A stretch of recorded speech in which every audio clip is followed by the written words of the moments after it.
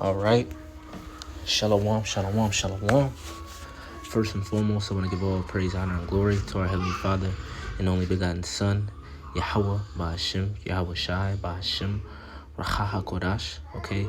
Double honors to our apostles and elders of Great Millstone who taught me this 100% truth according to the Holy Scriptures.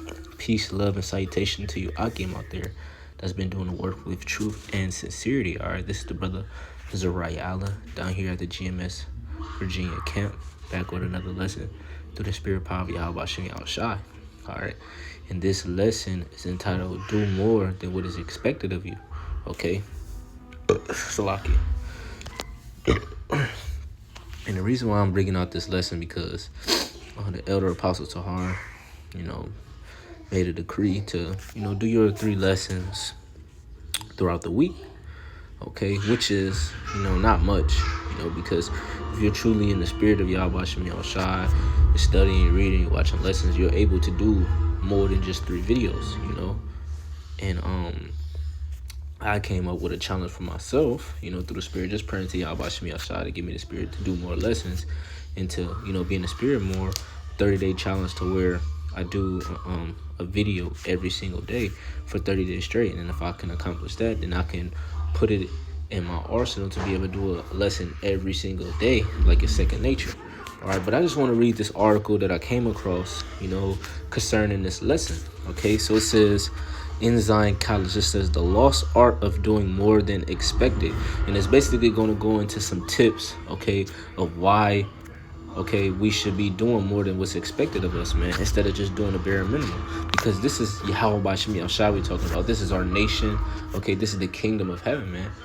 If you have servants that's under you or in your kingdom or your domain, you think you want them doing the bare minimum? No, man. You want them to be exceeding. You want the best of the best. So that's the same way Yahweh Ba'Hashem Yahweh Shai feels. He wants the best of the best. He wants men who's willing to go above and beyond for him, because he did it for us. He put his life on the cross, man. Okay, and through his blood we're able to receive this truth. Okay, so I just want to go into it. It says certain attributes are a little more difficult to enumerate in a job application, but are held in highest regard in the process of hiring. One of those traits, the drive to go above and beyond, arguably the most coveted potential employer could see in an employee. In today's instant gratification, self-centered world, it's a skill that is becoming increasingly difficult to find, as Charles M. Schwab once said. Right, so it's hard to find someone who's willing to go above and beyond, because everybody in this Babylon, kingdom, all right, is just doing the bare minimum. All right, and we can't be like the world. Okay, we're calling ourselves the hopeful elect. Okay, we're striving to be the elect. So with that being said, why should we do the bare minimum if the whole world is doing the bare minimum? Okay, we should be going above and beyond to serve Yahweh Ba'Hashem Yahweh Shai. So it goes into it, says all successful employers are stalking men who will do the unusual. Right? And this is unusual, man, for us to be on the highways and byways teaching, calling on the names Yahweh Ba'Hashem Yahweh Shai, wearing our garments, our fringes, growing out our hair, not getting little lineups, not eating shrimp, crab, pork, and lobster. That's unusual to the normal Babylonian, not celebrating these folly days. Okay, that's unusual. It says men who attract attention by performing more. So I'll read it again. It says all successful employers are stalking men who will do the unusual. Men who attract attention by performing more than is expected of them. It says, so what can you do to sharpen this trait and convey it to potential employers? We've compiled a few tips to help you on your way. Okay, so it goes into, so I just gotta find a point. Okay, Khan. It says true joy, actually, Salakia, it says always meet expectations. It says this may seem to go without saying, but you'd be surprised how few employees truly understand the value of following through all their commitments. Regardless how menial the task, be the employee who always get the job done well on time within budget. All right, so with that, it says we following through with our commitment. I read at camp Ecclesiastes, the 5th chapter, going into when you pay a vow. We paid a vow to Yahweh Shemi Ashai that we're going to come on our highways and byways. We're going to teach. We're going to put on our body as a living sacrifice, and so on and so forth. Okay, so we are committed to this, man. So we have to go above and beyond and not just being some Israelite who knows he's an Israelite. Okay, do more than just 3 videos. Do more than just, giving alms and things of that. You want to basically be the best servant that you can be. All right. Now I just want to get a quick scripture through the Spirit. This is Matthew chapter 5 and verse 16. It says, "Let your light so shine before men that they may see your good works and glorify your Father which is in heaven." Yeah. So, when you're meeting those expectations, you're doing the things that you need to do. Other bros are going to see that, man. Okay, they're going to see the increase in you. They're going to notice something different about your spirit because you've been putting in the work for it. Okay, you're putting in the work when nobody's watching, man. When the lights are on, when the gym is closed, you in the gym, you putting in the work. So when it comes game time, hey, you're able to shine before men. So the same thing in this truth. Okay, you putting in the work, you're studying, you're reading, you're doing your lessons. All right, when it's time to come to camp, hey, you're going to be more edifying, man, because the spirit has been dealing with you throughout the week because you've been tapping into it. It says, not going one step beyond that, you will stand out to your superiors, right? Like I just read. It says, as the person who can be counted on to follow through.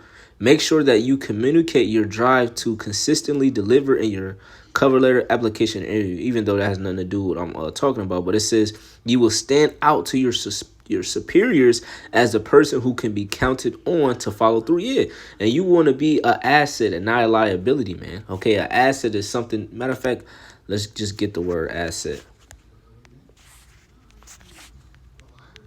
Asset. Let me see. Assets. It says sufficient estate. It says noun used as an adverb meaning enough, sufficiency, very much, a great deal. Okay, so hey, it means you're satisfied. Okay, you're satisfying the body, man. Okay, you're edifying it. Okay, you're just enough. Okay, you have reached that expectation by doing the things that you need to do because you're an asset. All right. Now, when you go into liability, it says originally a term in law condition of being legally liable, meaning thing or which is liable. Okay, it says liable, bound, or obliged by the law. Let me see. It's not the definition that I was looking for. Let me see. Let's go to the Merriam. Salakia.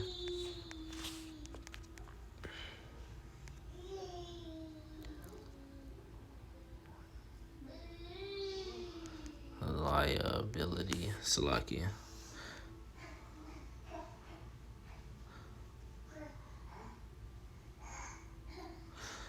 Liability, it says one that acts as a disadvantage. It says something for which is one is liable, the quality state of being liable. It says Salakia.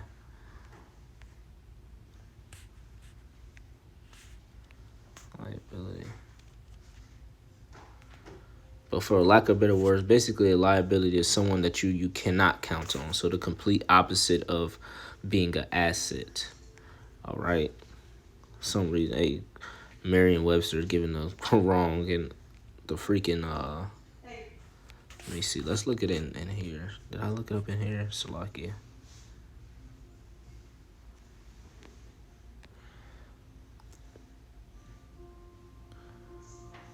Matter of fact, let's just go into reliable. Salakia. Bear with me. It says reliable. It says that may be relied on, fit to depend on, trustworthy, right? So a liability is basically the opposite of that. Okay, unreliable, right? So unreliable.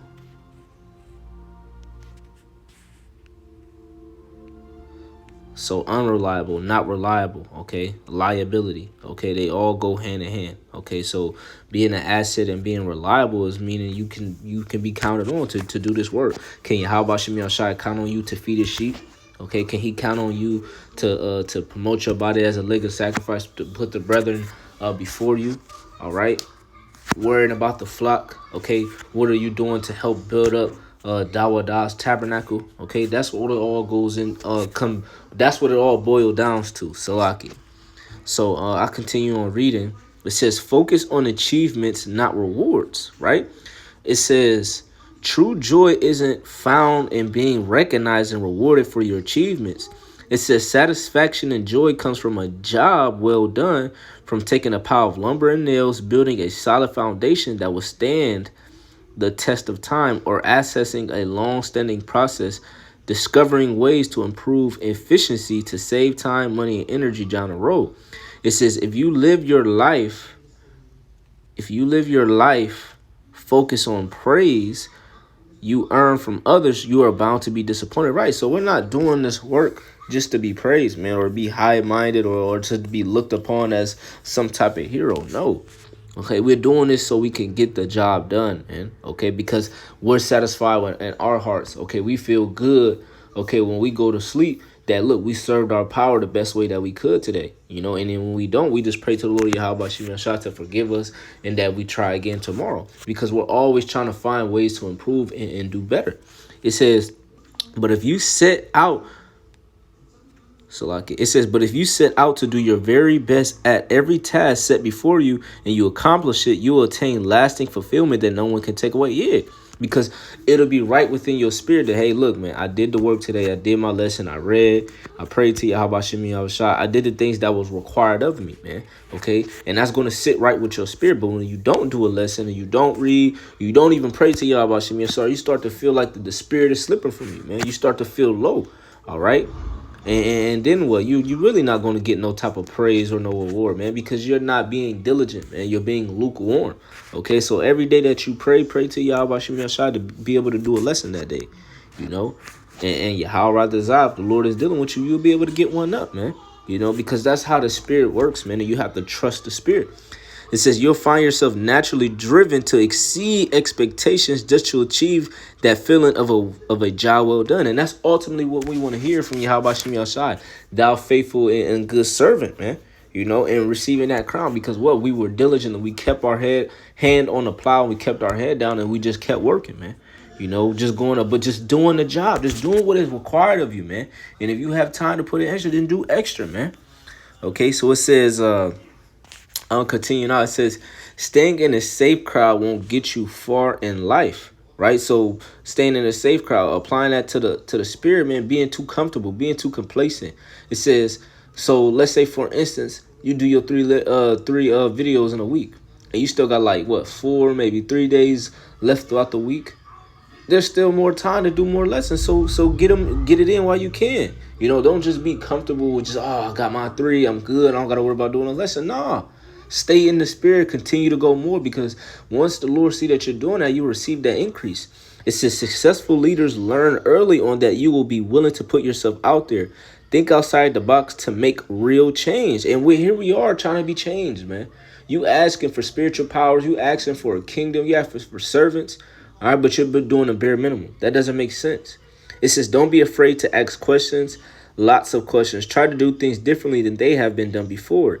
Examine, process, situation, and problems and past solutions, and use your own judgment to determine if there's a better way. All right, so applying that to the spirit, okay, you want to examine yourself. You want to examine the certain things that you're doing, okay, and see how can you add, more progress to your day-to-day lives, man. How can you apply the scriptures? How can you grow, as a Hebrew Israelite, as the hopeful elect, okay?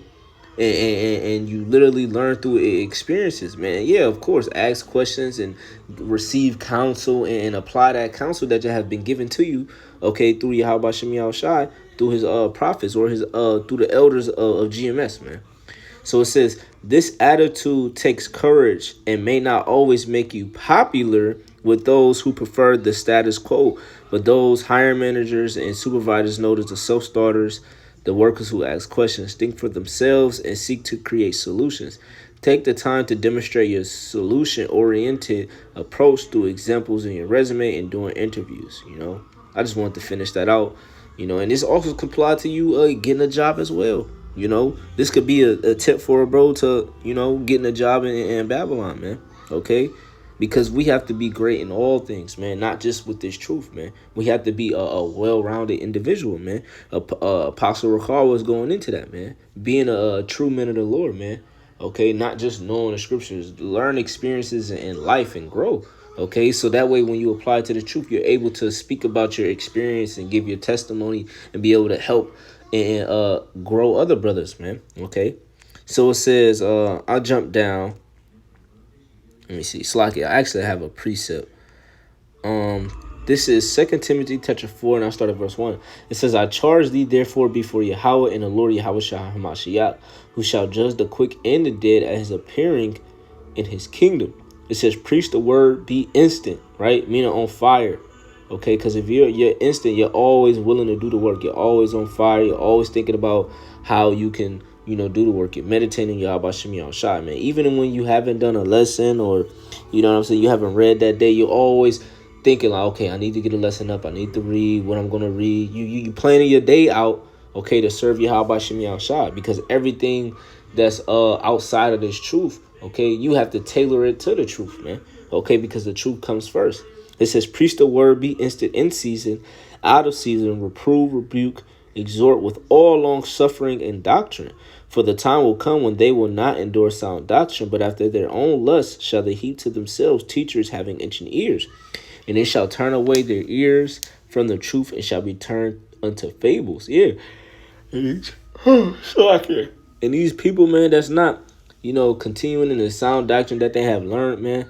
Okay, they're becoming our enemies, man. Okay, and we have to separate ourselves from them, man, and continue to just do this work, exhort, and have the patience, long suffering, man. Because who knows how long until Yahweh Shemi Shai comes back, man. We hope that he comes quickly, but until the in between time, okay, in the meantime, in between time, hey, we gotta do this work and continue to just press forward, man.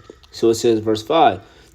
But watch thou in all things endure afflictions, do the work of an evangelist, make full proof of thy ministry. Evangelist. Let's get that word evangelist. Evangelist.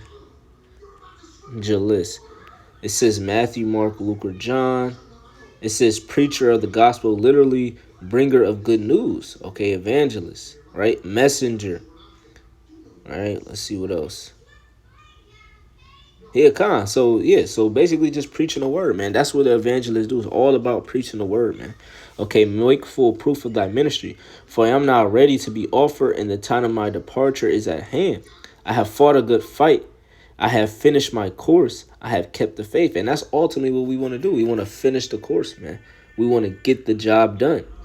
It says, henceforth there is laid up for me a crown of righteousness, which the Lord, the righteous judge, shall give me at that day, and not to me only, but unto all them also that love his appearing. Yeah. So all the ones who are diligent as well, they're going to receive a crown. The ones who are putting their foot on the gas, okay, not putting it on the brake, just going full throttle for Yahweh Shemi Shai, we're going to receive that reward, man. Not doing a bare minimum, going above and beyond what is expected of you, man. Okay. Now let's finish this out. Salaki, if it's a little lengthy, but it says, be fully invested. You can't exceed, Salaki. You can't exceed or even meet expectations if you're not clear on what's expected. Okay, make sure that you approach every task and project with renewed vigor and be invested in success from the outset. Understand what is expected first, then make assessments on what you can do to improve upon that. Yeah, so like I mentioned earlier, we understand that we have to do 3 videos a week. So count how many brothers is in your camp. Get with a brother, at least 2 to 3 brothers out the week, and do a lesson with them. And if you're able to do 5 lessons by yourself, right, and then you get those 3 with those brothers, now you have 8 lessons, right? So, hey, now you done got 8 videos in 7 days, man, and try to get those lessons in before the day of camp. Boom, now you got your 3 to 8 videos throughout the week. That's you making an assessment. That's you figuring out a way how to improve and build upon the work that you're doing for Yahweh Shemi Shai. Okay, because all the work that we're doing, we're going to receive a reward out of it, whether it be good or evil. Okay, so the riches that you store in heaven right now, when it's time to cash it out, okay, into the eternal kingdom, that's what you're going to receive from the work that you did, right? So it says, Let me see. It says, ask intelligent questions is the best way to accomplish this. Do your research. Right. Study. Figure out what you need to know. Then ask. Tailor your work to the situation. Right. Like how I mentioned earlier, man. Okay. Make sure you prioritizing the truth. Okay. In your life, other than the other things that you have to do outside of this truth, man. Yeah, you got to run your errands and do the things you need to do. But make sure, hey, before you leave the house, throw up a prayer. Read like maybe 2 or 3 chapters. All right. Or do a quick lesson, man. Even on your lunch break. It says, look for avenues to improve your process or delivery, then find ways to deliver more than what was asked of you. Yeah. So like I keep going into, man, we understand that we have to do 3 videos. So figure out a way or find ways. Okay. You got to brainstorm. Okay. Brainstorm and figure out how can you improve yourself in this truth, man, because, hey, you being lukewarm, being stagnant, man, the Lord ain't dealing with that, man. The Lord is looking for men who's on fire, man. So find every way to be on fire, man. Tap into the Spirit, because the Spirit not always going to hit you. And when it does, strike when the iron is hot. All right. And this is the last part I want to read. It says, embrace a mindset of improvement. Okay. Let's look at that word, embrace.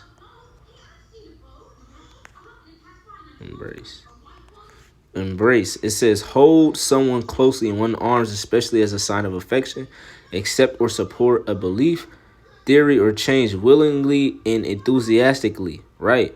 So, hey, you have to welcome in improvement, man. Okay. You have to be